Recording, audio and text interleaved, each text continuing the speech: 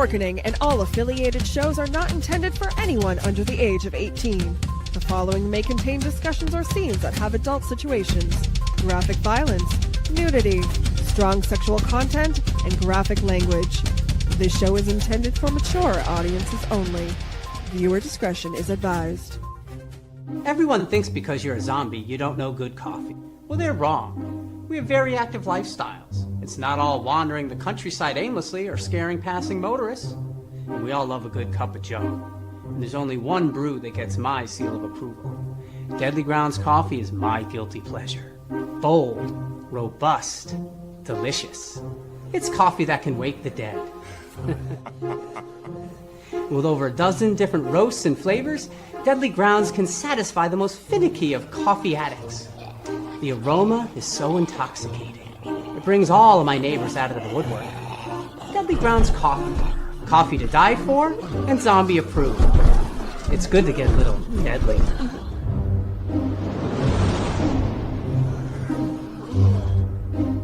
Use the front door! Oh, they're so disgusting.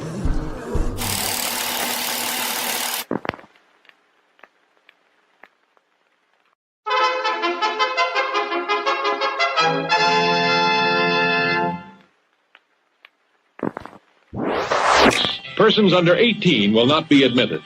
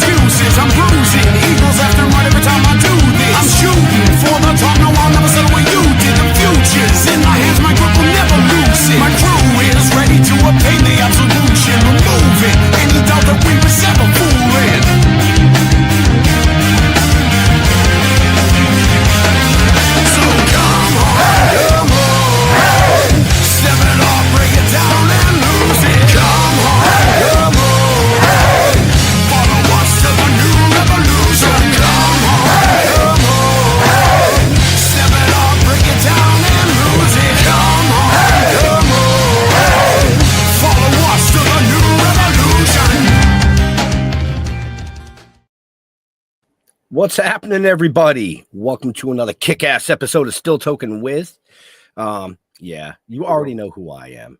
I would hope by now. Rubber room. Jesus, there's that fucking voice in my head again. Well, I do want to say, you people have been chosen to reveal our existence to the world.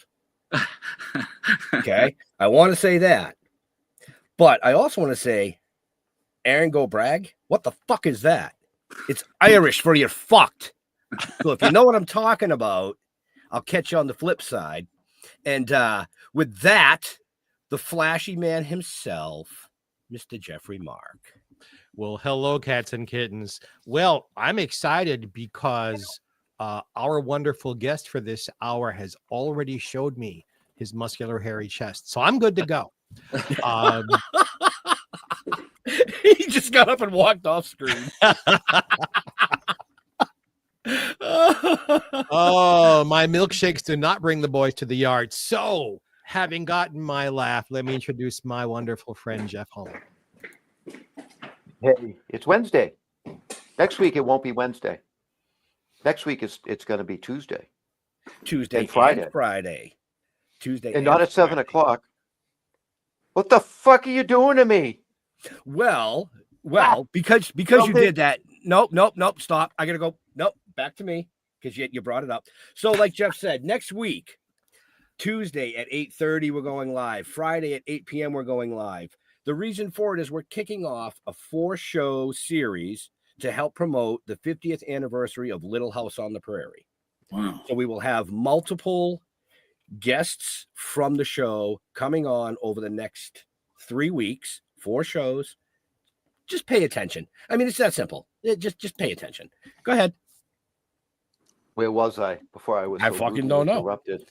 I don't know. You were in my head. I You had to know? get in yours.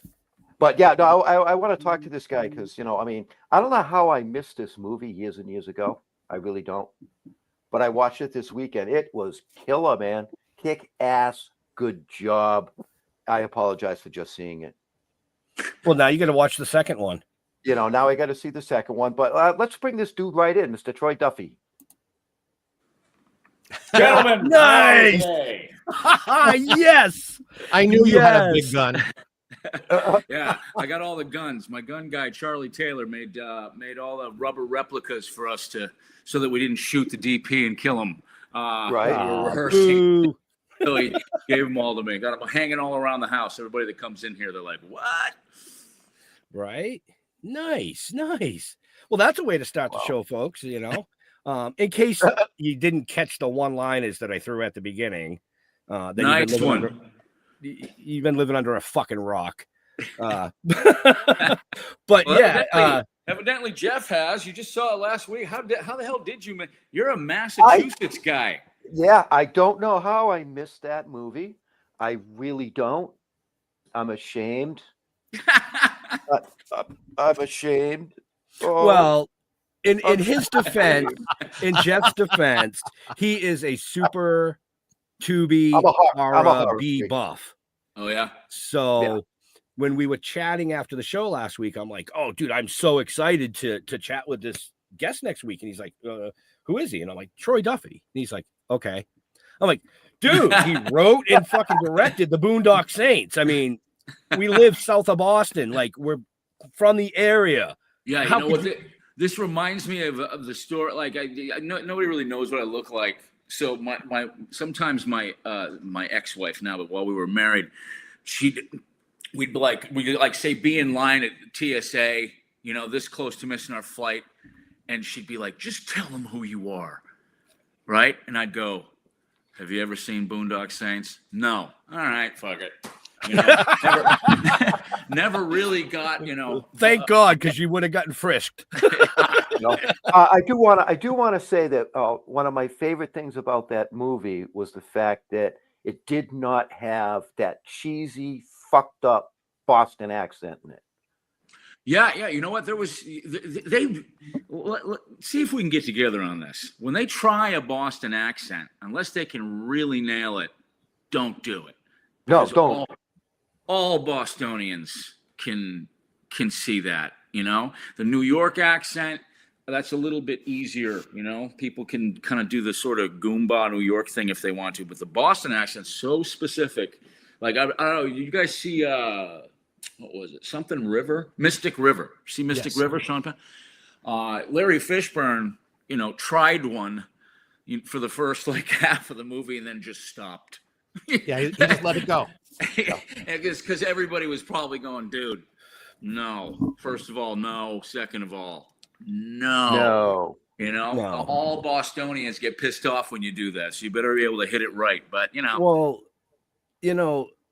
I've seen the Boondock Saints 1 and 2 a million times. It's one of my all-time favorites. I mean, I just love the storyline. I love the show. I love that it was filmed in Boston. But to bring up the no to the accent, The Departed. yeah, oh yeah, Oh yeah. there was some in there too. I mean, there were a few that hit it, but there were a few that's like, dude, we all don't say park the car in Harvard Yard. I mean, come on, what the fuck? Yeah. But like the Town, for instance, was where they did have some good ones. Jeremy Renner killed his, my opinion, and the gal that played the lead, the really young, long, blonde-haired actress that's married to Ryan Reynolds right now. What's her name? Who is that?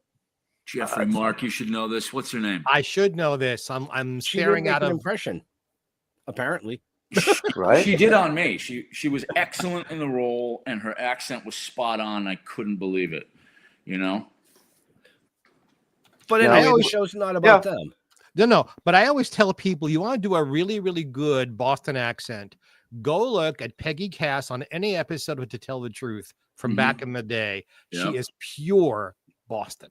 She's real, right? I mean, there's like certain people can just pull it. Have you noticed, like, just walking around your daily life, there's just dudes that can do accents. You know, Yeah.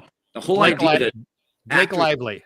Yeah, Blake Lively, that was it. She really killed that role in the town, and she really did a good job with the accent.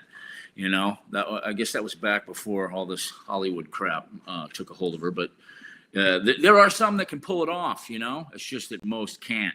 And unless you are spot on, Bostonians are going to call you on that shit 100% of the time. Yeah. And They don't yet, call us you know, assholes for nothing. Right? the movie is so Boston specific, and yet it's universally loved. So obviously the writing and directing and acting carried a story everybody could relate to for the kind of movie that it is. I mean, because it is cool, but it is special. Well, I am a New Englander. That's where I grew Yes, you up. are. We always went to Celtics games and Sox games. In Boston, we had all our field trips down there, like old Ironsides and stuff. Okay, all three of you, please answer a question for me. I love how he did that. Why is it called the Boston Celtics and not the Boston Celtics? You know what? I have no idea. It's just always been that way. I know, but why? Because it should be Celtic. That's what the word is. Because Isn't that's the Celtic way we spelt with a freaking K? I'm sorry? Isn't No. Celtic spelt with a K? No, see. spelled. I don't know.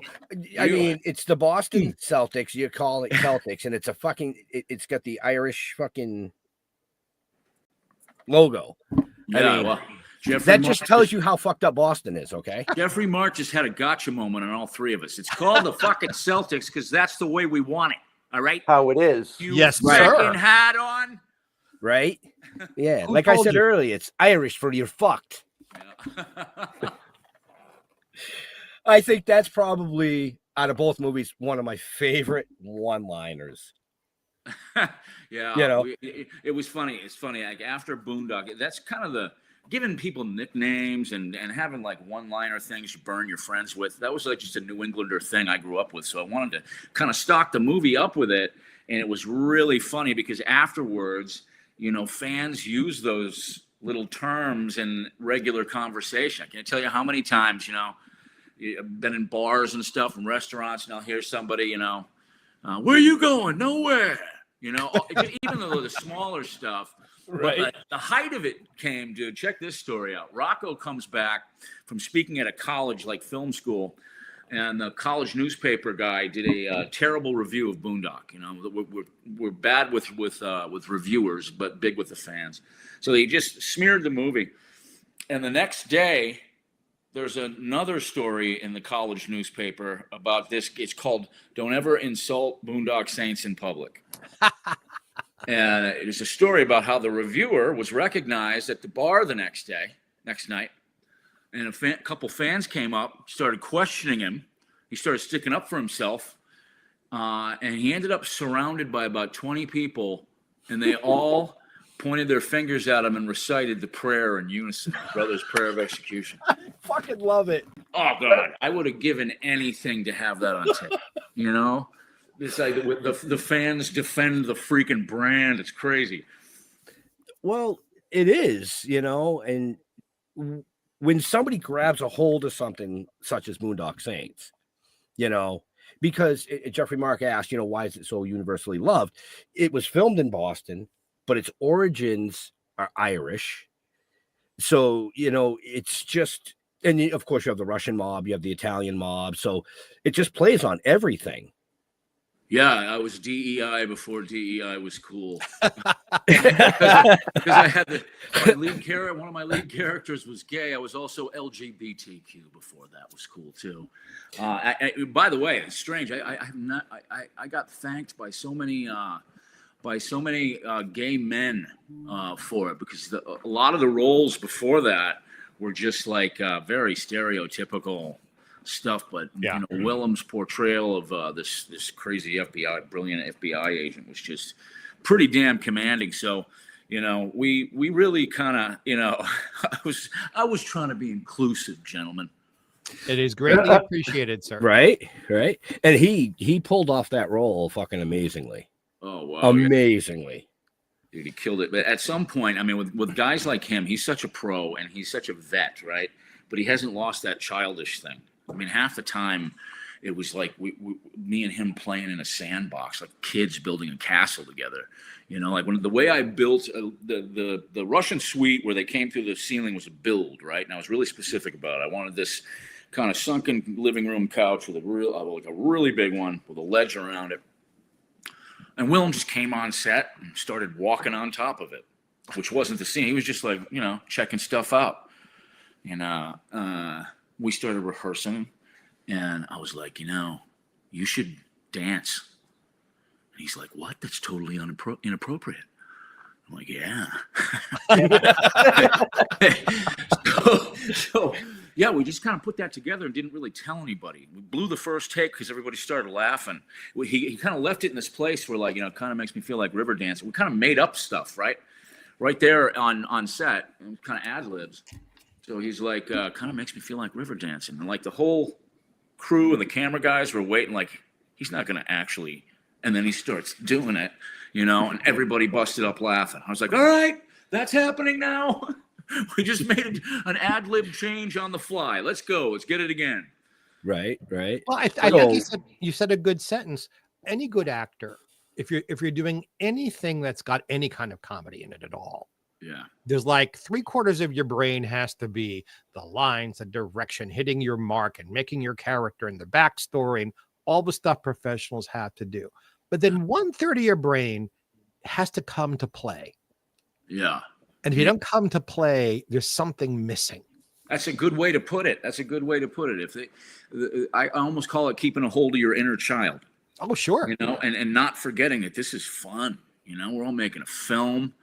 We're all young. First, my 3 top leads were no names. You know? Right. I had never directed a film before. You know, that was the first script I had ever written. And we were just a bunch of kids, man. And somehow, some way, keeping that inner child alive and just like trying stuff and, you know, not searching down every mistake that was made and having sets like that where it was the set was just magic, man. Why do you think this puzzles me a little bit?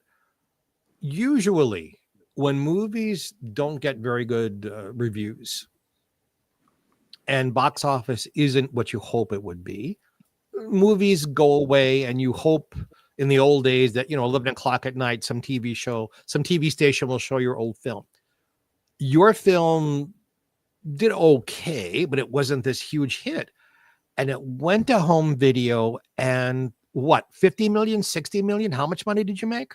Yeah, there was a lot, but that's just domestic. It's the story is actually a little more juicy than that. Oh, please. What you do when you make a small independent film, Boondock was shot for less than $6 million. What you do when you make that, when you're done, you take it to the studios, and the studios have their big little theaters on them, Paramount lot, Sony lot, you know, Warner Brothers. And they invite, you know, their employees down and buyers, and you're hoping that one of these big studios buys your film, gets behind it, puts it out in theaters. Our screenings for the industry happened just a few days after the Columbine incident. And so we had the screenings, and we had some of the most successful, like nobody was leaving. They tell you, you know, these people work here, so be prepared to have at least 50% of the audience leave. Nobody was leaving.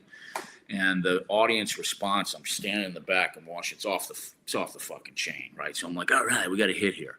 But the writing was in the sand, you know. Finally, some, you know, big buyer came up to us and said, look, your movie's been blacklisted from U.S. theater screens. Nobody's going to take it out after this. And I don't know if you guys remember the sort of trench coat mafia thing. I had 2 characters in trenches almost the whole time. There was 2 young men that did the violence. Connor and Murphy were 2 young men. So there was like a whole bunch of odd, what they thought was parallels to it. So we were all crying in our beers. It got a theatrical release, but that's also not the story. We did what was called four-walling. You guys know what that is? Yes, let's let our friends know what that is. You pay for it. Yeah, you buy the tickets, and then hopefully they sell them at the theater and you recoup the money. So we just got 2 theaters, one on Hollywood and Vine and one out in Waltham, Massachusetts. So it wasn't much of a theatrical release. Like literally, there's no P&A, no trailers on TV, nothing. You were relying on people to go to that specific theater and be so enticed by the poster, I'll go check this out. And one of them actually did crazy business. The Waltham one happened to be a college town, and a couple of students saw it, and then more and more. And in a 5-week release, they made almost 40 grand. And they didn't want to give the thing up. They didn't want to give the print back. That was back when they had the film reels. They were actually showing it on film. They had to be threatened with legal by Blockbuster because it was going to invade on their rental window. Now, how did Boondock, after that shitty start, become what it did? I had a buddy, God rest his soul, Dean Wilson. He was the CFO of Blockbuster, and he watched the film and became probably the first Boondock fan, right? And he was like, "This is bullshit. We're going to give you what's called a Blockbuster exclusive."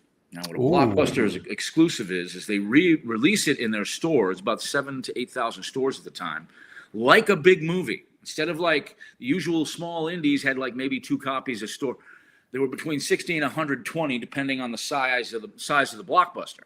So it was like a whole wall of Boondock when you walked in. So people would be like, "Did I miss this one?" And what like happened?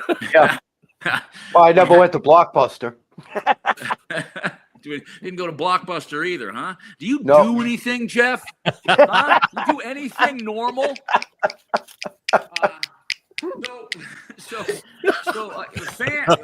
The first fans thought it was some big movie they missed. They rented it. They loved it. They started sitting their friends down, and it became Blockbuster's highest selling straight to video they had in their history.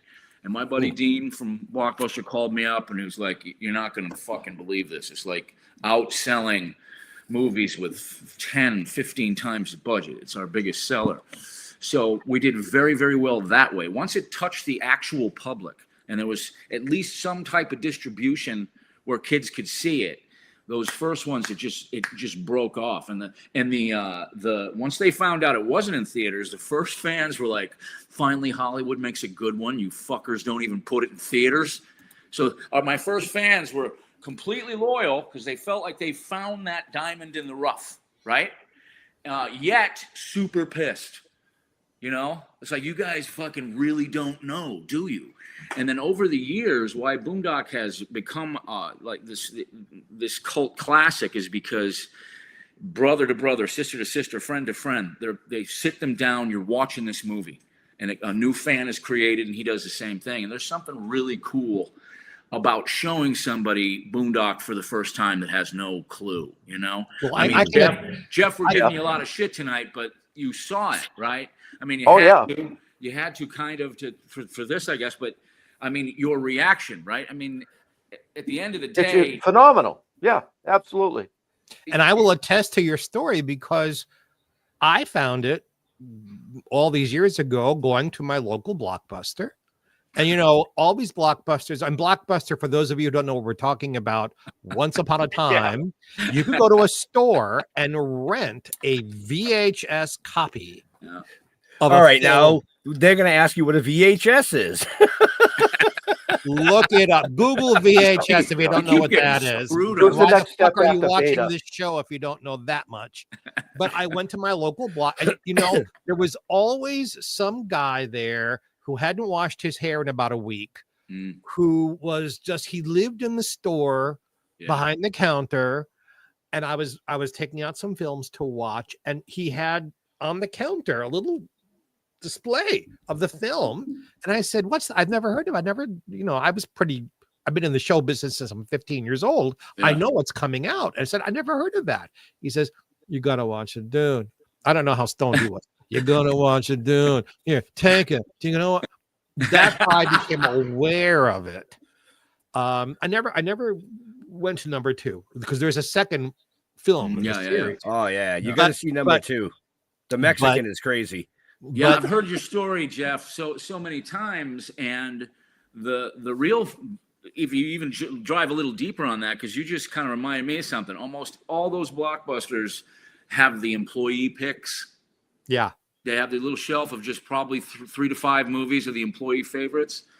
And Boondock was on it all the time. And when those videos, they have this thing called sell through. It was a couple of million, VHS tapes with the sleeves on them. Those have become like really good, cherished finds for the fan base. I saw this guy one day who found one in like a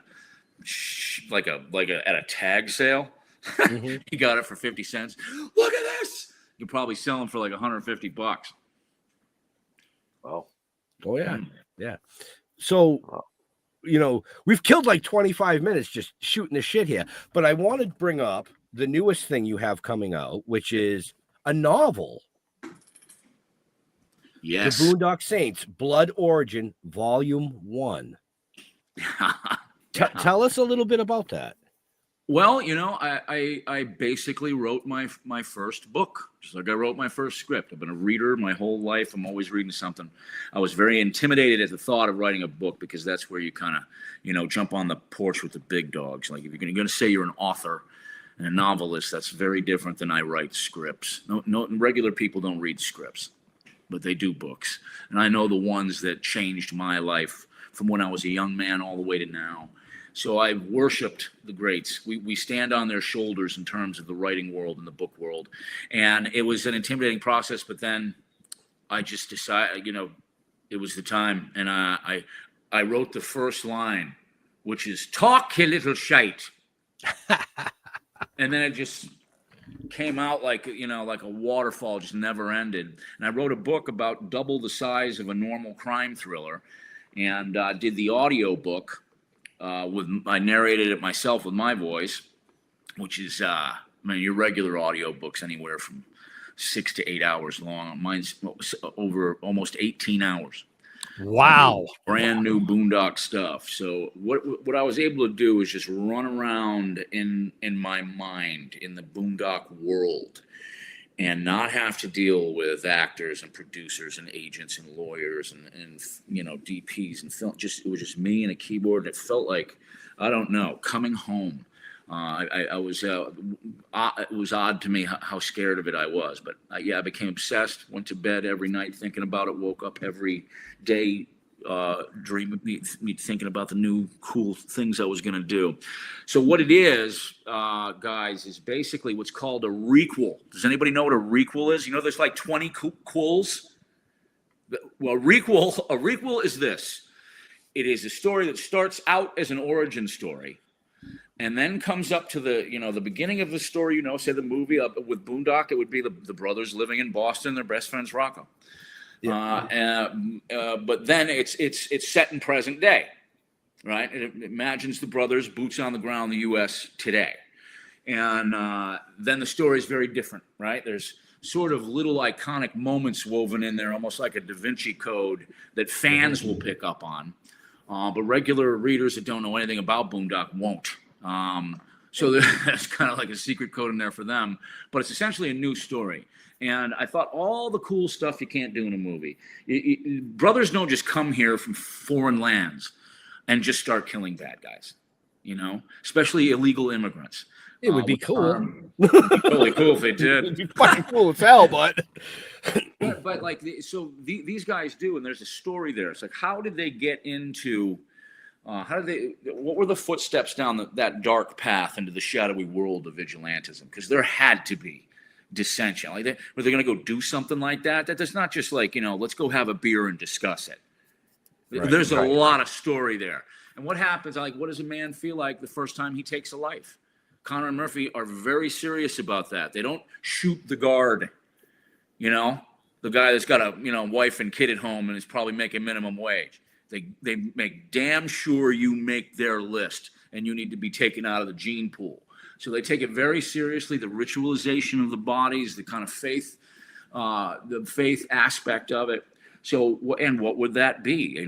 Two boys And I love that there's brothers here because they're opposites and everything. Brothers disagree on everything. Sometimes just for the principle of it. Sky's blue, fuck you, it's purple. They'll just do that, right? So I wanted to have Connor and Murphy disagreeing on everything. One of them is a lot more spiritual than the other one. The other one's not sure. Like many people, he struggles with his faith. But that becomes a thing, right? Now that brother is going to be like, well, let's go do this. Come on. The other guy's like, you realize what you do? Talking about killing a guy? Are you out of your fucking mind? So you would have to imagine in any type of a real scenario, a real story, brothers like that would really get down. They would discuss it. They would come to blows. And when they went and did their first thing, they would have planned that shit to the last detail. And then it all goes wrong and they got to figure a clever way out of it. So with a book, I can take those moments, all the things I couldn't focus on in a movie, because you're in and out in an hour and 45, right?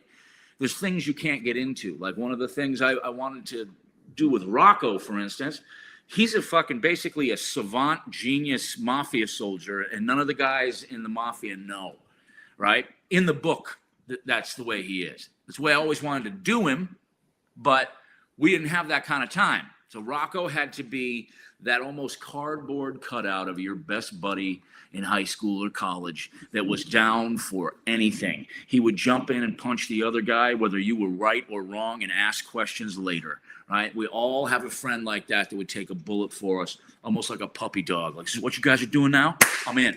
Let's go. Let's go. I know everybody. We could fucking kill everybody. So we all have had a friend like that, and that's what I concentrated on in the movie. Now, with all these characters, not just Rocco, with all the good guys, all the bad guys, especially the brothers, I get to do deep, deep dives into them. We start the boys out when they're 13 years old. They've both been arrested for a violent crime, and you're just thinking, what could they have possibly done at 13 years old? Then when you find out, you're like, oh, wow, it's actually kind of, that feels right. It's not some stupid thing. They didn't kill anybody at 13, but they did something super violent for a super good fucking reason and got caught, right? So when they grow up and become 23 years old, the reason, and they get to the United States, steal across the Canadian border and get to Boston, that feels like the beginning of one, right? And it sort of is, but it's set in present day, all right? And the reason I did that was because I want to not only have crime and criminals changed, and we have in the last 25 years, and we have a much more rich range of targets these days, people that we want to see die, right? Not only that, but I wanted the brothers to see, hear, feel, and smell what we all do every day. The shit we walk by in the streets and shake our heads about. The things we've accepted as just a new shitty part of American life that the brothers wouldn't. They just kind of remind us of kind of who we're supposed to be. And also, I mean, imagine that. Two boys grew up their whole lives working 7 days a week, get that little nest egg together of cash so that when they get here, they have got it all planned out, and they get here to get their slice of the American dream. They want to start their own construction company, McManus Brothers Construction, only to find what we all see every day, only to find what's happening now, that the American dream itself is crumbling right in front of all of us, So I thought, what a much better place to put Connor and Murphy, that wonderful question, what would happen if they were here today? For real, who would they take out and why? And how would they do it? How would it change from back in the day? Remember, we didn't have internet and smartphones and all this social media shit back then. Here they do. How is that going to help them, hurt them? How are they going to use it to get away or do things better or find things out about targets? So I just felt that making it a present day story had a lot more benefit. And, also over the years, I mean, people have asked me, like, how did you kind of know all this story? It's from fans, really. They've asked me every question imaginable, and some of them are pretty logical, like, where did they grow up in Ireland? Or why didn't they know their father when they saw him? Did they grow up without him? But then you got things like, how'd they meet Rocco? And I'd be like, why would you even be thinking about something like that? These infinitesimal little questions. So then they got me thinking, and I'd always answer that question in my head. But what's different about Boondock is and I don't know why this is, the way that fans take it extremely personally. Not all of them, but a lot. They take it very, very personally. Those brothers are very special to them. So when, I obviously took that into consideration when doing the book, but it's different, like just think of the guys, think of the great characters that we love in movies, right? I remember like one of my first, fell in love with Smokey and the Bandit, right? But I didn't care. I never asked, I wonder how Smokey's relationship with his mom is. And Right. these fans do, and deeper stuff, like things that even to me sound like that's crazy that you'd even think that. But what the book is basically 1,000 questions from fans answered, and I gave them probably 2,000 more. But what I tried to do, and our first reviews are telling me I got this done. I slammed a home run here. What I tried to do is take everything you love about Boondock Saints to the next level. The humor, the one-liners, the crazy action, but have brand new stuff in there that you didn't even know you wanted, like the prep stages of this, how they choose a target and why, all the back and forth, showing the emotional and physical minefield the brothers go through in order to just even agree to do it. Those types of things. Yeah, that's if they basically said, hey, we're just going to give you a TV show to do on this, I'd just take the book and go, Now you did a TV show, as a matter of fact. You did a show, Origins. We the book is called Boondock Saints Volume 1 Blood Origin. We tried to do a TV show. That just didn't work out. And yeah, that was going to be called Origins, but that just didn't work out. We tried like hell, and a lot of the story that I developed for the TV show, I kind of repurposed some of that for the book. I only brought it up so the fan, because I know you have a huge fan base, so they don't get confused. Yeah. I'm answering a question. I can hear them asking, so we're answering the question for them while we're watching here.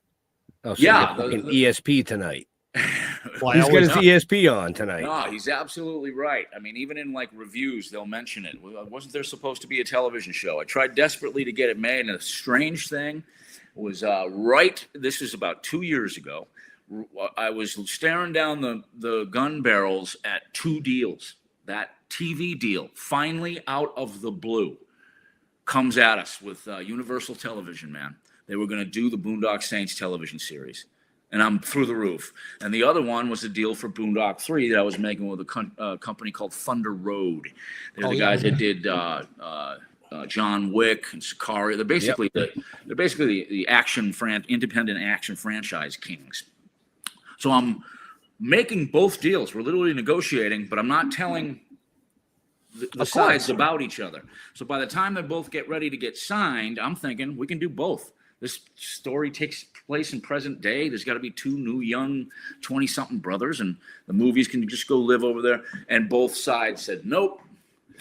So I had to make Sophie's choice. They consider, each one considered the other competition, and I couldn't talk them out of it. So it was Sophie's choice time, and I knew my fans wanted to see Sean and those boys in those peacoats killing bad guys the Boondock Saints way.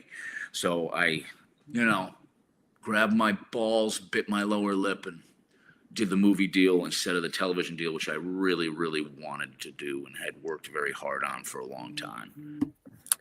But there's nothing saying that after 3, if you decide that, you could approach or reapproach the TV deal.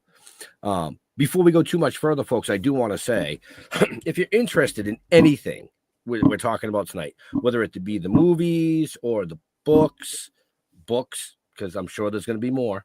Oh, there will be. Well, if it's volume one would expect some more. Mm-hmm. Yeah, it's funny. Yeah. Bunch of fan reviewers are already like, "Where's the next one? Where's 2? Where's that?" Yeah, so it's a series. I'll probably do like 10. I'm obsessed with it now, man. It's like that new thing you find out, you know. Right. I'm on this. So I'm curious. Did you have a traumatic experience as a child? Many, but they were all just like fun New England stories.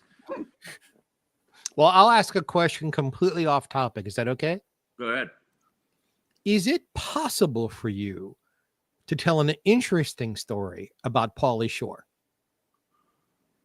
Yeah.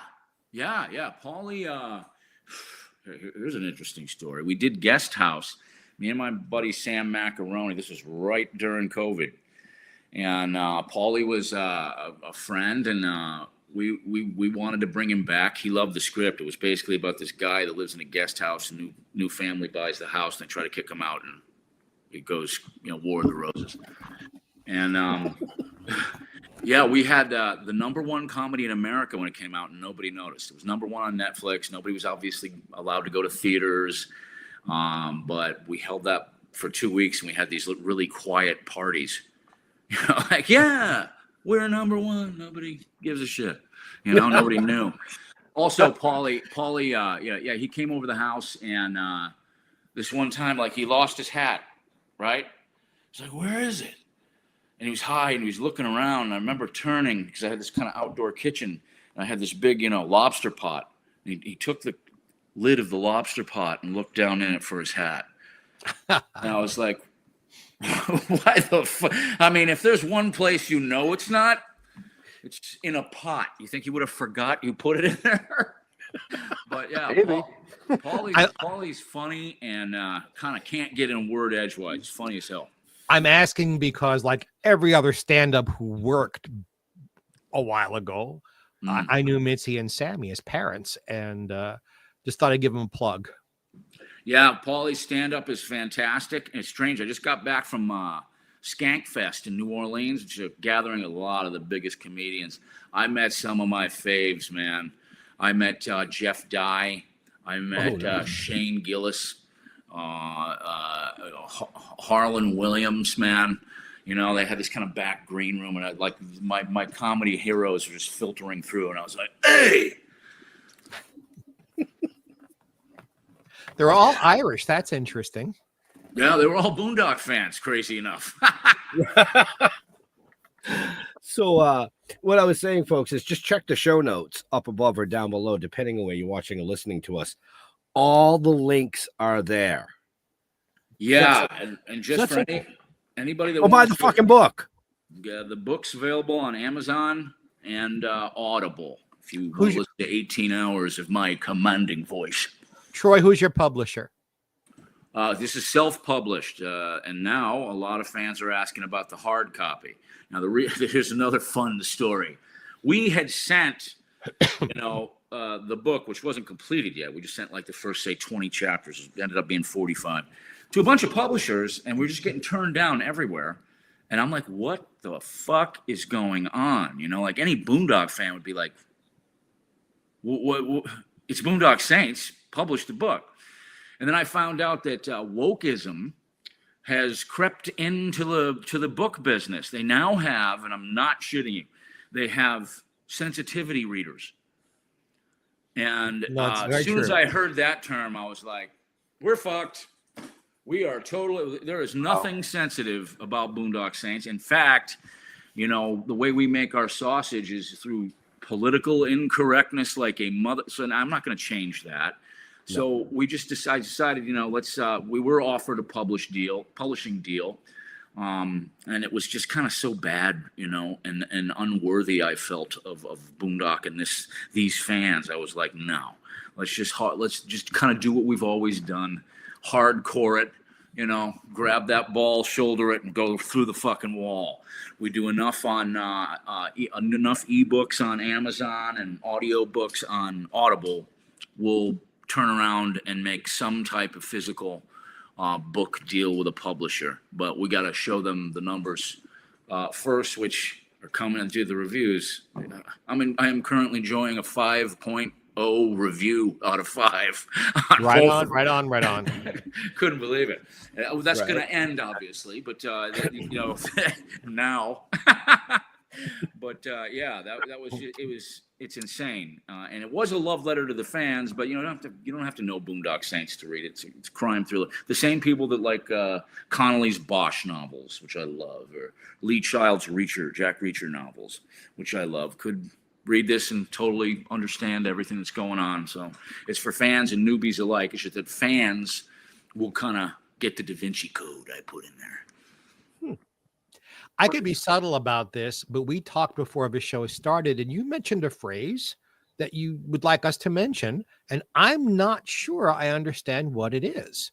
So, sir, would you please talk to us about vertical dramas? All right, vertical dramas. This right here, that's the new television set. Right. All right, and not just Your screen shut off. You held your phone up and it went black. We were hoping I had naked pictures of my girl in there. No, no, I didn't actually. These are the new television sets, and are going to be for all of us. What a vertical drama is picture just a television show or a movie chopped up into 2-minute sections. Okay. They've just started doing this. This is like about a year and a half ago they came out. So what happens is, that you click on a vertical drama, say on an app called My Drama. They're the biggest ones, right? Or Real Shorts are there too. You just pick a drama, some story you like. Or my boss is a vampire, and you like watching the first 2-minute episode. Great. Second, these are things you can do on the bus or wherever on your break, and you keep going the show. Then it hits a paywall, like 10, 11 episodes, and now you pay like a couple cents for each one, right? They made almost $7 billion in the first year of this, right? Kids were just flying them. But it's really the Wild West. The guilds, like Writers Guild, Directors Guild, SAG, they don't know what to do. They're not in that yet. So anybody can just film anything, basically. So all these dramas right now, it's the Wild West, and I believe in it for that reason, right? This is going to have to happen at some point, and these are the first footsteps. Now, right now, almost all women. These are Harlequin romance novel type things. My CEO boss got me pregnant. My boyfriend's a werewolf. It's that kind of thing, right? And teeny bopper chick stuff too. So it's super annoying, but there's nothing there. Even the genres, there's not really any comedies. There's no horror. There's no action films for sure. There's nothing for dudes, right? Yeah, nothing for me. I intend to change that, So I basically got contacted by Alex Kane, this guy Alex Kane, Southern Georgia, who just got the biggest contract ever to 100 vertical dramas when Fox put $100 million and bought My Drama, making it the biggest broadcasters of these things. And people still don't know about them. And they can be super cool. You watch them on your phone. They just call them vertical dramas because they're shot vertically, right? And you have to kind of change how you shoot something if you're shooting this way, right? Instead of like a normal movie screen or a TV screen. Right. So it's a whole new way of filmmaking. It's also a way that I love because it keeps writers and directors on their toes, because you got 2 minutes. You got to leave it on a little cliffhanger or something funny or some reason for them to click the next one and the next one and the next one. And then by the time they have to pay, they don't give a shit because they're loving this, right? So that's what I'm getting into. I've written something called The Sacrament. And the idea here is to get, I'm also talking to a lot of my friends who are famous actors and other filmmakers. The idea is to get real filmmakers and real, kind of celebrity actors into some of these and see what you can really pull off, because, we got to do something for men in that format. And I think, I would love to be the first to do it. So there's the whole pitch on verticals, guys. And you just lit a fire. You're not even aware. Ben's head exploded internally while you were talking. You just changed Ben's entire life. No, I was laughing and my head almost exploded because he's talking about something that I turned and looked over my shoulder because usually my wife is outside my office because we only smoke in this one area of the house. Yeah. All the smoke eaters and stuff. And she's on like episode 879 of a fucking vertical drama that she watches. Yeah, they can get crazy, man, and it's just a way. Like look at all that's happened in the the internet and podcasting and social media. Yep. Attention spans are going down and down and down. But for guys like me, that presents a great opportunity. Not only are these things all shot within like 7 days, you know, Right. you can shoot probably 10, 11 episodes of 100 and have them out like that in 7 days. So it's almost like I talk to my friends, they're like, oh yeah, I put this great political thing that was going on. I'm like, that your film's not coming out for a year and a half.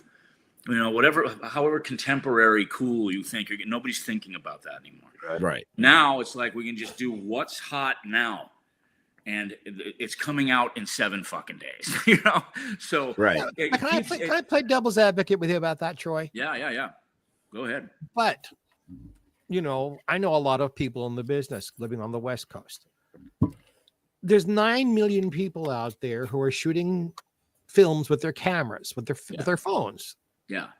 And they film 3 minutes of something. They pan around, they hold it up, and they turn around, and they think they've made a film. Yeah. They don't know a Leica from a Fresnel. They don't know anything about cameras or lenses or lighting or makeup or craft.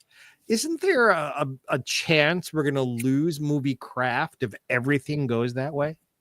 There is, but think of it this way. Most movies suck, right? Even the people that do know the difference, even the professionals that make them, Hollywood, most movies totally suck. It's only that small percentage, some of the Marvel stuff when they get that right, but even they've started to fall down quite a bit, and it's the same in the independent world.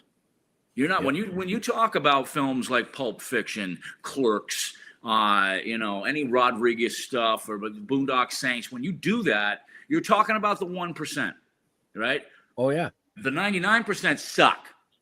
So what you're saying, Mr. Mark, is something we've always known, that very, very few people are talented enough and good at this, and it happens very few times that enough of them get together to make something great, right? So you're right.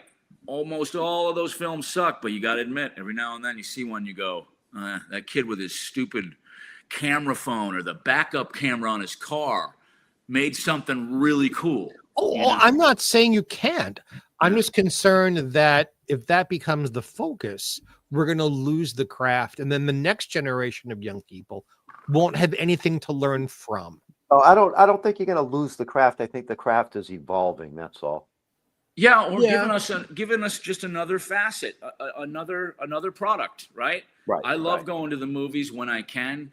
The experience has gone down for me, but I don't believe movie theaters are actually going anywhere at the end of the day. I love seeing great stuff on streaming. That's another product. We can get anyone on streaming. I love putting in a DVD, of something that I own, and now we can go watch verticals and stuff on our phones. And they're going to start translating. They already have actually started translating movies into verticals. All right. Yep. So I believe that they're probably going to shoot most things both ways, up and down, horizontally and vertical. So they have a whole new monetization thing over here. You can get it in 2-minute shots. And then, what if it becomes an advertising thing? You're on the bus on the way home. Oh, that looks cool. Then you just go call it up on Netflix and watch it. There's all kinds of things. Yeah. To me, because I thought about everything like that before I kind of made the decision to jump in the pool on this one, and there's a lot you can say against it. And almost everything that I've seen work, almost everybody said that. They I agree with you about that. The bad stuff. Well, look at shows like this, for instance. Yeah. We started out, doing this during COVID, actually right before COVID, literally right before COVID. We had 19 shows booked. Jeff and I also wrote a novel that went to comic books, and started Sweet. animation. What's it The called? long story. It's called Toking with the Dead. Cool. Zombies and weed. All right. So I actually sent Bethany. Was that her name, Bethany? Yeah. I sent Bethany the link to the website. I'm gonna check it out. Yeah. So where I was going with that is that was 6 seasons ago. We were on like 3 platforms, but we could see where things were going with streaming and in platforms and pre-recorded versus live. The beauty of live is people can interact if they want to. Or I answer all the questions, 3 months from now when they watch it again. All right, well then you guys are living proof. You're seeing what I'm seeing. You saw what I'm seeing now. Well, right. And when you believe in something too. I mean, you guys are talented dudes. Absolutely. Easy to talk to. I'm sure you were thinking, well, this feels like a ball's rolling. It feels like something's happening here. So that's what it feels like for me with this. Yeah. Good, well, because I have just started. These guys don't even know yet. I have just started writing my first novel, and it is a murder mystery that includes famous situation comedy characters after their shows were over, like you're doing. Mm-hmm. So it's later on in their lives that the fans don't know about, and it's a murder mystery. And you've just convinced me I'm on the right track. Great. I mean, yeah, you guys did it. I think that there's a bunch of innovators out there now, and as much as people kind of harsh on the internet and social media and all, there are some bad things about it, but there are also some great things about it. It's made a lot of people a lot of money. It's given us a whole bunch of great entertainment. I barely watch the news anymore. I get it all from podcasts with people who I know are knowledgeable and have no skin in the game. So why would they lie? Right. I mean, the whole vertical drama thing got me thinking, because I release like TikTok shorts about the show. So I'll take a clip out of this and put it up there, and it does pretty good. You know what I mean? But I don't do it enough to give a fuck. But a show, a show like this, I mean, we've been blessed over 6 seasons to go from, having like second generation Disney legend animators on to folks like fucking Richie Ramone. And, wow. You know, bit, huh? Dave Elfson from Megadeth last week. You're kidding. Dee Wallace, Eric Roberts. I mean, some big fucking names. Yeah. But we could go back and take those, like you said, you give them 5 minutes free, 10 minutes free, 30 minutes free, but the next 30 minutes of the show, you got to pay for. Oh, is that how you do it? See? Well, I'm taking the vertical dramas. See? Oh, so yeah. You got my brain spinning on other ways that's to what I integrate. saw. That's what I saw. Ways, other ways to integrate what we do in an easy aspect. So I want to thank you for that one. Yeah. At my age, I mean, I just hope I remain vertical for longer than I usually do. They make pills for that. Yeah, they've already proven the theorem. I mean, 7 billion in the first year is not a bad number. It should be telling everybody, like, there's something there. There's something there with this. That doesn't really happen, Right. Yeah. So it's not going to replace what's going on right now right away anyway. Right. You know what I mean? I think it's just something new. People are going to catch on to it. But if I want to sit down and watch a movie, I'll go to my streaming service and I'll watch it on my screen. Yeah. Right. Like I wouldn't be able to watch Boondock Saints like that. It's just I wouldn't be able to do it. Because I'd be like, no, I'm not waiting. I'm not waiting 15 seconds for this to load. Man, you never know. Maybe like the new Boondock keeps making new fans all the time, because it's almost become a rite of passage, the way people show people when they become of age. But I think that next generation is probably going to see a Boondock Saints on a vertical. They're going to start seeing the grit. Like I don't know if you guys get, my daughter's 12 years old. Her favorite movies and music is all from the 80s. And I had nothing to do with it. Nothing. She's telling me, I love 16 Candles. I'm like, how do you even know that? She knows all the tunes and everything. There's this, I don't know. There's this, There's a nostalgia for the 80s going on. there you go. 80s and 90s. Well, yeah. The nostalgia out there. I think a lot of it has to do with their upbringing, what the parents are watching. Because I have 2 granddaughters that are going to be 3 years old in January. They're 9 days apart. One lives with me. I went upstairs the other day, and she is literally mocking the zombies in Michael Jackson's Thriller video because her mom was watching it, and she's dancing to it. And I was like, wait a minute. No. What in the fuck is going on here? All right.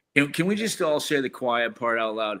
Movies and music were just way better back then. Agreed? I think so. Yes. I think so. Absolutely. I have to agree. And people just naturally gravitate towards great story and characters. That's why all these kids are they're seeing schlock that's produced today, and then they'll see like a 16 Candles or a Ferris Bueller's Day Off. Yep. Just fun, funny, great story, great character, and they'll just, they'll just like it. I think back in the day, though, too, that just like yourself, it was done with a passion. Where today, I think a lot of it's done for the money. Yeah, I think, and it was done without very much CGI and without any AI. They're seeing real, and the biggest thing was that back when these movies were made, you could say certain things like "fuck off," and it wouldn't offend 90% of the population. Yeah, Well, that's a changed. big problem. But I mean, what you said, Mr. Mark, was that's kind of that's the way what I think is that the focus has turned away from the craft, especially with today's generation. They want instant gratification. They don't want to do the work. Every time a writer, for instance, a young writer will come up to me, what do I do? How can I get read? No. I'm like, you know what you should do? Read. Yeah. You want to be a great writer, read your ass Absolutely. off. Know what good writing is, know what shitty writing is, know what mediocre writing is, know what excellent writing is. Go do the work and then be only concerned about your product. Stop thinking about what agent can I call, And 9 times out of 10, because I had a period where I read those scripts and it all sucked, obviously. But these were kids, students and stuff, trying to come up and do what I did. And I was just so depressed. I'm like, wow, I got to tell these guys, something. And it was really terrible. And I realized it's because they just don't care. Right. They don't care about it. It's they true. don't care about that craft. So their shit sucks. And that's why we have so much shit that sucks today. Right. I often, being I'm the oldest guy in the room, being the age that I am, I'm often asked, like, how did you break through? How come you've had this incredibly stupid long career? Well, burning ambition, but burning passion. Yep. I learned my craft. I did the work. I read the books. I know about 600 songs, lyrics in my head. Yeah. That I can deconstruct the chord structures to when I say, because I'm also a singer and other things. Yeah. I walk in knowing, like what I do, don't like what I do, but I know what the fuck I'm doing. And young people don't want. Yeah, it's like they F-bomb. Ben is. I don't curse hardly ever on the air. Bring it out of you, Jeff. Yes. Don't do that. You keep doing that, and you will indeed, my friend. Look at that, Ben and Log Cabin Jeff. Log Cabin Jeff and Ben. I just got Jeffrey Mark to swear on your show. Ben, Do that. I feel Yes, like you it's did. a gotcha Yes, moment. you did. I gotcha, you motherfucker. You sweet talker, you keep talking, baby. No, but I mean, your point's well made. Yes. What they've done is they've skipped the talent step. Yes. And they want to get right to red carpets and all the glamour and all the money. And that's why so much of the stuff is ass backwards these days. And when it comes to like wokeness, what they did to Star Wars alone, somebody should have their ass removed for that, But wokeifying all these great American brands that we love, Marvel brands and fucking Star Wars and Star Trek. Though Star Trek wasn't quite as bad, it was still, And now people are super, super sensitive to it. We know we're being sold something. That there's some kind of little political agenda here, you know, and we hate it. We hate it. That's why in the middle of all that, they released Maverick, you know, Top Gun 2, dude. And it made like $1 billion in theaters. Everybody went to see it because finally, I still haven't seen it. It was, you haven't? Oh God, No. you gotta, you'll love it. Well, But yeah, you know, maybe it, if you it know we get one virtually of the, saved the studio that they made it for. It's Right. everybody's like they're all losing money because they're doing all this crap that we don't want to see. Even the big tent poles, a lot of them are falling down. And then Maverick comes along, and I thought that was going to be it, right? I was like, all right, they must know now, you know, that we got to go back to actual storytelling and characters and giving a shit about stuff and putting a group of talented people together to get good shit. But they didn't. They kept right on going. Right now, what I think is that the pendulum is kind of swinging back the other way. A friend of mine, Chris Gore, the other day said the best thing about it. He said, what's happening now in the movie and television industry is that the fever has kind of passed. You know, the patients survive. We're past it. He still needs to be bedridden, given medicine. He's not ready to go run a marathon yet, but the fever's broken, you know? So I think that's where we are too right now. Well, I'm gonna take this opportunity to give a plug to Naomi and Jason Brooks for their work and what they did with the Death of Snow White, because they released that movie the same week that Disney did the re-release and the remake of their Snow White, which failed miserably. Oh yeah. Okay. Yeah, the Death of Snow White, independent filmmakers. It was real. It's action packed. There's no CGI. There's none of that it was bullshit. a great fucking movie. I gotta You know check what I that out. mean? You guys are giving me And like a list of stuff I gotta go see or read. You know, Yeah. and it's fantastic. Yeah. Where And can- they where did can I- do- Read some Where of can I- my books, Troy, while you're at it. Okay, Yeah. cool. What the Death of Snow White is on Tubi right now. Tubi. Okay, cool. I got Tubi. All right. I'm Yeah. in. You know, Cool. and they've done a lot of other stuff too. Once you see Yeah. it, you'll be like, oh, okay, these guys are fucking good. You know, you guys got to have me on again in a couple months after I've seen some of this stuff, and I had No, no idea. once a year, that's it, man. Yeah, Once a year. Cabin Jim, Jeff. Once a year. Well, it's funny. It's funny because over 6 seasons, we've only had now 4 guests that ever Repeat. came back a second time. Because, not to toot our horn or anything, but I literally deal with like 13 different agencies, Yeah, no, and there's only 4 shows a fucking month. yeah, So the show's usually booked 2 months, 3 months in advance. yeah. And then somebody will call me and be like, oh, I got this movie coming out next month. And I'm like, dude, I'm booking for fucking February. Yeah, no. If you want to come Well, out I mean, in thanks for February. fitting me in, but the reason I was because you. Oh, Guys, no, we'll definitely, you I'd guys have you didn't tell back me on you again. could like Just- smoke weed and shit. We should all have a beer next time. We should do the beer cast. the beer cast. Yeah. Well, Now, I'll have coffee, but you guys can have beer. So, I mean, now you're we're- in New we're- England, but whereabouts? Whereabouts in New England? I am now in Tennessee, actually. Oh, you're in Tennessee I obviously now, lived okay. in LA for 30 years. As soon as COVID hit, I had to get the fuck out. It was insane, man. It was crazy. Yeah. So got the hell out of there, moved to Nashville, Tennessee for a host of reasons. I'm just outside of Nashville, but yeah, I want to go back. You know, I've had enough of the country life. There is nothing going on out here, dude. I live in this little tiny town, and you know, it's just. So at we're first a I was little like, bit- "This is great," and the people are the best. It's almost like I wish I could take people from Tennessee and transplant them to LA. Yeah, it know? doesn't work that way. And I know it sucks. we're a little bit over time, but I do. Well, we can, wanna- but guys, just for me, don't worry. We can go as far over as you want. All right. So I want to ask. You mentioned 3 Boondocks 3. Yeah, I was just going to ask. Is there anything that you can talk about? I know a lot of times when filming, there's a lot of NDAs involved. Yeah. Is it? But where you're the actual writer and the motherfucking mind behind it, is there any thing that you can tell us? Yeah. Here's what we're doing. I am writing and producing this one. I have written. Well, that 2 years ago when I made that deal with these guys.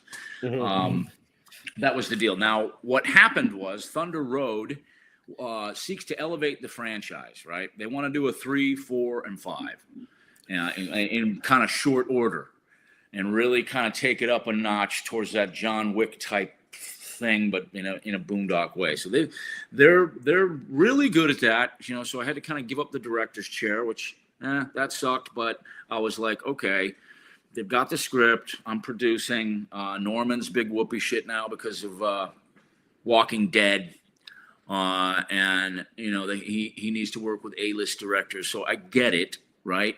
But the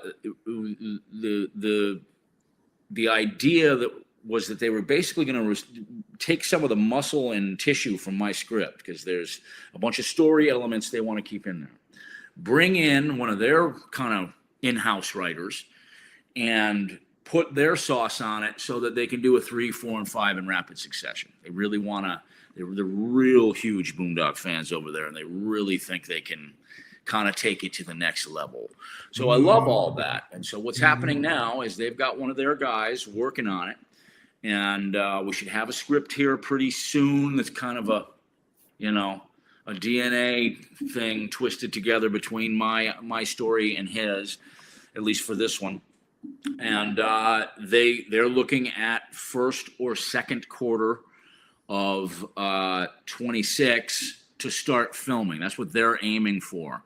So hopefully, keep our fingers crossed. And even then, once they film a movie, it doesn't come out for minimum of a year, and that's super fast, by the way. So it'll be a year and a half, before anybody sees anything. But at least, we'll all know that, because I get knocked in the head by fans like that. If I'm like, even just doing like a TikTok video of me, here's my recipe for deviled eggs. Where's 3, you motherfucker? That's what I get. Well, Troy, It's like, meet my daughter. Isn't she cute? Where's 3, asshole? So I get it all the time. But if they make it, at least we can. Yes, Mr. Mark. You won't say this because you're a gentleman, but your feelings are terribly hurt that you have to give up control of the script completely and give up the director's chair to someone they like. That's really hurt you, Troy. I can tell 3,000 miles away your pain. Well, therefore, in that contract, there needs to be an extra 0 to make up for your pain. There's plenty of zeros in there. I made the decision knowing exactly what the ball game was. And frankly, that was one of the things that allowed me to write the book. That was the thing that kicked me in the ass. And on top of it, guys, I thought it was going to be, you're an artist, Jeffrey Mark. You're an artist, so you understand that. And yeah, it hurts and stuff. It's like giving up a baby or almost like pushing your baby out in the world. They're on their own now, 18 years old. Let's see what you can do. But at the same time, it felt like £1 million came off my shoulders when what people don't understand, what fans don't understand, it's really not anybody's business but mine anyway, is how difficult this is. I'm just one guy. Getting people to give me millions of dollars to make these movies, and not having, distribution in place, not being some big power broker. My first movie, my top 3 leads, fucking all no names, but getting marquee players like Willem and Billy Connolly in there. All that is just fighting and fighting and fighting and grinding and pushing forward all the time. And I didn't even realize it. Like the day I signed that contract, that all went away. And I felt like £1 million lighter, and I started writing my book, and I was like, wow, where has this been for my whole life? So my life has changed. I'm a little bit sort of reinventing myself, but I'll tell you what, it's just been fun as hell. I'm going to dive into verticals. I'm going to do one called The Sacrament that Boondock fans are going to fucking flip out over. It's not Boondock, but it's vigilantism in a new way. I am going to keep writing these books, and, there are some film opportunities coming up, too. I'm almost like that guy. Who was it? You remember that documentary they did looking for John, what was it, John Huston, John Landis? Searching for John something. There was a director of all those big 80s movies that just went and was a hermit. I think it was Landis, not Houston was dead already. Yeah, maybe Landis. It was John Landis. And Yeah, kind of like that. I'm getting, calls out of the blue from producers and film companies that are like, dude, you did one of my favorite movies and then just stopped. What the fuck is going on? And a lot of that had to do with a scurrilous documentary that was done on me called Overnight. But a lot of it was just, Boondock, Boondock was all they were going to let me do. I was throwing scripts at these companies that I was working with, I just made you a lot of fucking money, did a really success. They only want to hear about Boondock, that was it. To keep the model, keep the budget low, to make us a whole shitload of money. So I became that guy, and that sort of, it sucks that it kind of dripped over into the fan base. The ones that yell, where's 3? That's all we want to talk about. What's actually hurtful, Mark, is the fact that you don't find fans necessarily going, hey, you did this thing we love. What else you got? Right. It's almost like a band that has those famous songs. Mm-hmm. They want to just keep hearing those over and over again. If you get another hit, great, but they're not looking for that. Just do it just like the album, Do your movie just like, give us Vigilantes, give us Boondock Saints. And I wrote, the next thing I wrote after Boondock was a script called The Blood Spoon Council. And we're very, very, that's just suddenly got all the heat in the world on it right now. And we may be doing that, as a big movie with some big fucking actors, man. And some much bigger budget. And that was going to be, it's like I did Boondock, is like, this is going to be a franchise. I knew it from the beginning, that's why I left it on a cliffhanger, so I could make 2 and now 3. This was the next one. Blood Spoon is basically a story about it's called the Blood Spoon Council, and what they are is a group of vigilantes that somehow identifies, hunts down, snatches, and executes serial killers, and basically drops their bodies off the front door of the FBI.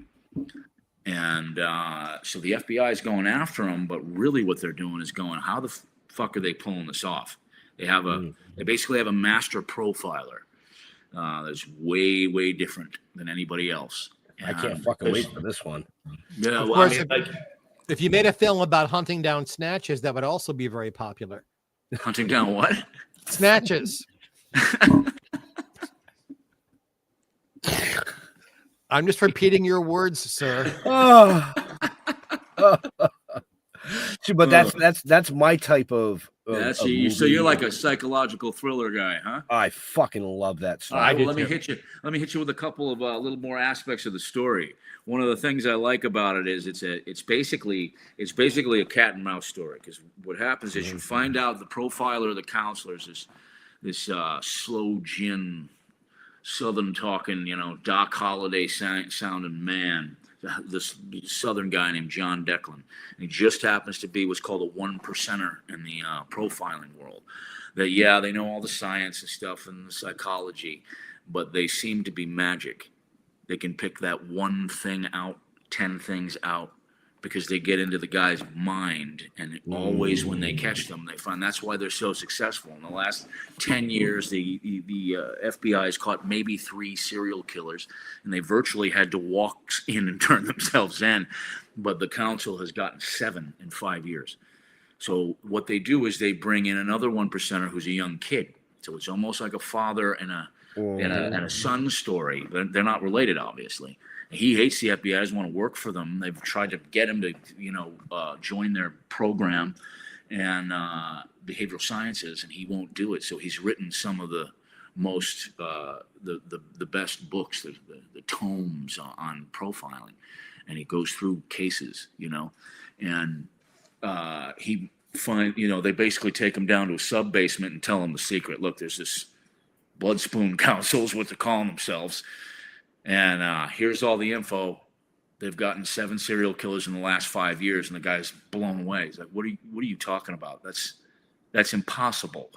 So when he starts he can't not do it now. He's too interested. He's like, "Who the fuck is it? Who's the guy that's doing this?" And he knows the whole time the FBI just wants their profiler. They know that's how they're doing it. And whoever that guy is, they're going to put him in leg irons, and then they're going to make him work for them, you know? So Frank, the young guy, knows that, and he just wants to meet him, you know? Troy, I'm stopping you only because we've got about 2 million people who will eventually be watching or listening to this. Don't give it all away. Someone's going to steal it. This is you guys make me talk. You're good at gabbing.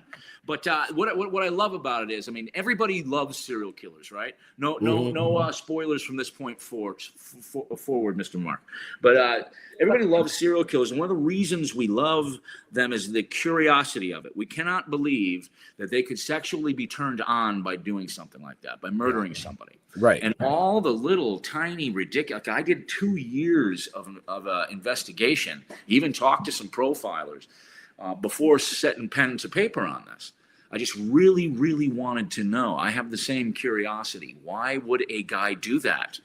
You know, and why does that particular really odd thing turn you on? How could that be? You know, we can't understand that. That's why we're so curious about them. So what I did was I took some of the aspects of what you could call the quote unquote greatest serial killers of all time.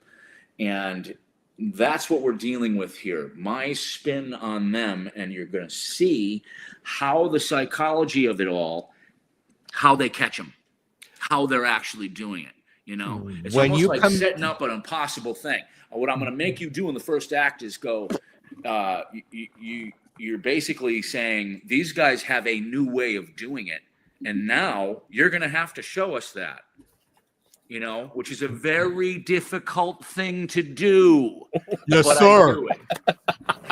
When you come out to the West Coast, Troy, when you move back, I am taking you to Hannibal Lecter's cell, Oh, is that the one on Hollywood Boulevard underneath that place, the museum thing? to which I am attached. Yes. Been there. I I will- love it. Dude, I will wanna take go- you on a private tour. All right, let's make a deal. How about this? I've had this skit, like a comedy skit, that I wanted to do on Hannibal Lecter, where he's a pseudo-intellectual. He's not actually smart at all, so all of his shit falls flat. Everybody around him. I would love to shoot it in there. I can arrange that. See, the more people you know, man.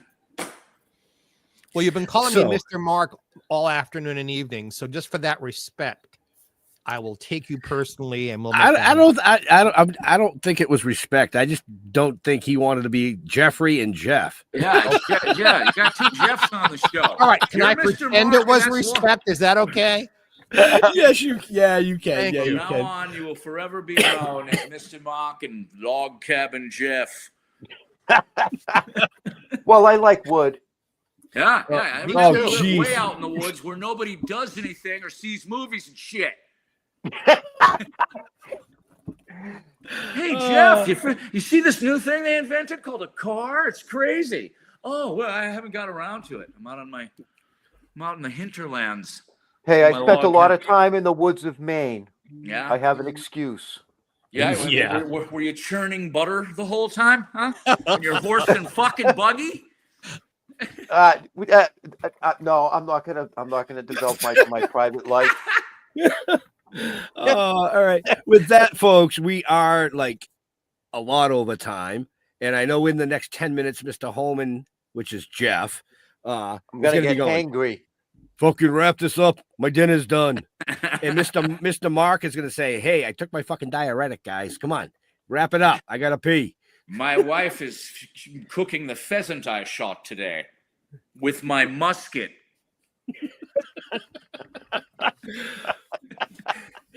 Too Jeff, easy. Too easy. Any last questions for the amazing guest we have tonight? Yeah, I do actually. I'm gonna ask this question. I've never asked this question. I don't know why I'm gonna ask it, but I'm asking it on Mr. Mark's behalf. Mm. Boxers or briefs? Boxer briefs.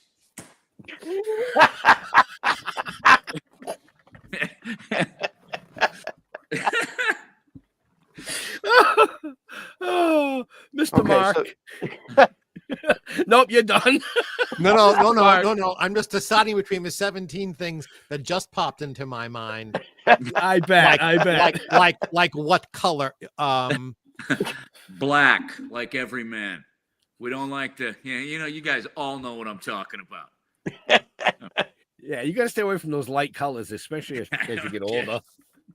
Most I'll do is a dark blue. All right. I'm a man, baby. All right. So, hey, man, would you flex your biceps for me one more time? Are you serious? Yes. You know what? Okay, you son of a... No, fuck you.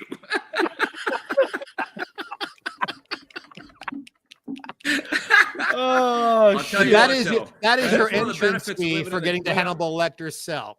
Okay. All right. Oh shit! Fuck it. Here you go. We're going to Lecter's cell. We are. We're going to Lecter's cell. We are going. One of the cool things about living in the country is you go fucking nuts really fast. Yeah, you go to the gym, enough. But I got a cool story for you. All right, ready? Cool story, and then we can call it a day. Unless you got a question, Ben. Fire. All right. I had chickens for a little while. Right. Figured I'm out in the country. I built a little chicken coop. Had 6 chickens. 2 of them ended up being roosters. Right. So I had to cull one of the roosters, which is basically kill it and eat it. Right. I look up on the internet how to do it. It's a culling cone. You put it on there, you screw it into a tree, you put the thing in, it's hypnotized, little slit right here, you catch all the blood, you dip the fucking thing. So I'm trying to do this as humanely as possible, and the other 5 chickens are watching. Right? Got the damn thing upside down in the thing. And I was supposed to have 2 roosters, right? Only 1, and they were making a crazy racket. So I'm like, all right, we're going to eat the thing. I'm going to be a real farmer. So I'm looking at it, and I'm like, what if I miss the vein, right? So I decide I'm going to do it this way. I'm going to get a rubber mallet and a butcher knife. I'm just going to put it right there. Boom. With the mallet, head comes off, blood goes in the bucket. We're good. So I wind up to Wisconsin. Boom. Miss the knife altogether. Cave in half the bird's freaking brain. Right now, I'm like, I hit it a couple more times. I'm missing all of it. Suddenly, I'm sawing on this goddamn thing, and finally the head comes off, and I'm going, oh my God. I basically serial killed this chicken in the worst, most inhumane way possible while trying to be humane about it. So, but that, my friends, is how you beat a cock. Oh, Jesus. But I need to, yeah, that's one of the reasons I got to get back to LA. You start thinking you can farm and shit when you're out here. So, Troy, where do you like interacting with your fans on the social medias? On the social medias, we have anything official Boondock Saints. There's Facebook official Boondock Saints, Instagram, and TikTok. So on all those, and X as well. And one of the really cool places is a fan site. Boondock's got a few fan sites. The biggest one and my favorite one is it's called Legion. Boondock Saints Legion on Facebook. And there's just all these crazy talented fans there. They like do their art. They all got tattoos. It's nuts. And my friend who's become a very dear friend of mine since he established it, Nick Hall, is he's the Irishman that runs the whole shabam from Killarney, Ireland. Nice. Mr. Mark. Yes, sir. You know the question. Jeffrey Mark, for those of you who are watching, just as it's spelled below me. Those of you who are only listening, GeoffreyMark on Facebook. Jeffrey Mark Showbiz on Instagram, at Jeffrey Mark in LinkedIn. And if you're having a good time here and you want to continue to watch something that includes music on these very same channels and platforms, we have GPE Presents Jeffrey Mark Plays Ella. Every week we play the music of the wonderful Ella Fitzgerald on a theme, and I give you insider stories to how the music was made and what was going on, because I've written 2 books about her, and I am Grammy nominated for writing her album notes. So wherever you're seeing this, you can see that. Please look us up. That's all I've got, Mr. Holman. Stilltoking.com. Stilltoking.com. Well, you can check us out on Facebook. Go to Toking with the Dead. I do want to say that the artwork is complete for issue 6. Yay. Yep. It is complete. I will be in the next few weeks, hopefully within a week. We will have that book all assembled and be getting ready to print. So yeah, I'm really looking forward to that. Dal did a killer job on the artwork. Yep. But give us a follow on our Facebook page, Toking with the Dead. Go to stilltoking.com and be sure to look us up on YouTube as well. Are you done? Yeah, because they don't want to know about me. I'm just talking about Okay, I'm us, just I was just making sure. I mean, you seem to have like a senior moment where you kind of was like, almost like the bartender No, I think in Boondock. Fuck. I think I sharded. That was the look. Okay. I thought Good you were thing- going to end with me and my wife will be canning the seasonal vegetables and storing them for the winter at our root cellar. I'll give you a fucking root. Going to make deer jerky with the nephews. So we want to thank Troy for taking time out of his busy schedule to entertain you as he has done in the past. If you don't know what we're talking about, well, climb back under the rock. It's okay. It's just okay. To all our veterans and first responders, we want to thank you for doing what you do so people like us can come up here and do what we do. Stay safe. We'll see you next week. We're out of here. Have a happy. No many parties.